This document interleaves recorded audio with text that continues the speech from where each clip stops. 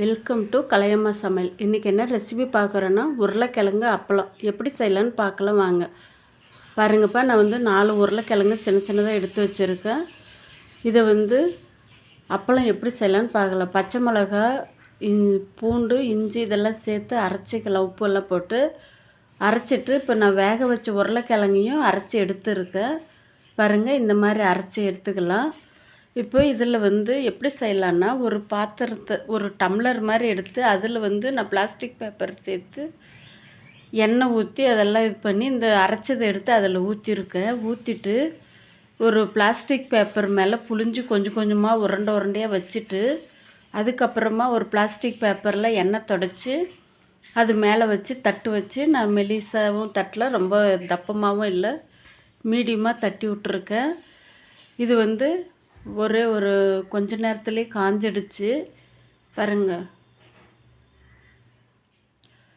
இது பச்சை மிளகாய் எல்லாம் சேர்த்ததுனால நல்லா டேஸ்ட்டாக இருக்குது சாப்பிட்றதுக்கு.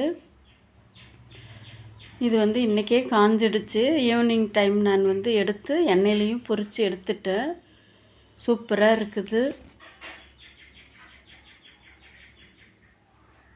இந்த மாதிரி எல்லா பேப்பர் ஃபஸ்ட்டு உருண்டையாக விட்டுட்டு அதுக்கப்புறம் இந்த மாதிரி தட்டி எடுத்துக்கணும்னா நல்லா இருக்குது. இது அப்படியே வெயிலில் வச்சு கொஞ்சம் நேரத்தில் காஞ்சிடுச்சு.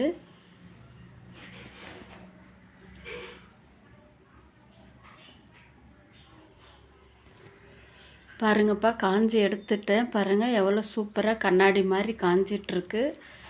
இந்த மாதிரி எடுத்துக்கோங்க. 4 உருளைக்கிழங்கு தான் ஒரு 20-25 பீஸ் வந்திருக்கு. சூப்பராக இருக்குது. எண்ணெயிலையும் பொரித்து பாருங்கள், காட்டுறேன். எண்ணெய் ரொம்ப சூடு ஏற வேண்டாம், மிதமான சூடு இருந்தால் போதும். ஏன்னா ரொம்ப சூடு இருந்தால் சீக்கிரமாக தீஞ்சிடும். பாருங்கள், எடுத்துடலாம். மொறுமொறுன்னு சூப்பராக இருக்குது. ஓகே ஃப்ரெண்ட்ஸ், நீங்களும் இந்த மாதிரி ட்ரை பண்ணி பாருங்கள். கலையம்மா சமையலுக்கு லைக் பண்ணுங்கள், ஷேர் பண்ணுங்கள், சப்ஸ்கிரைப் பண்ணுங்கள். Thank you friends.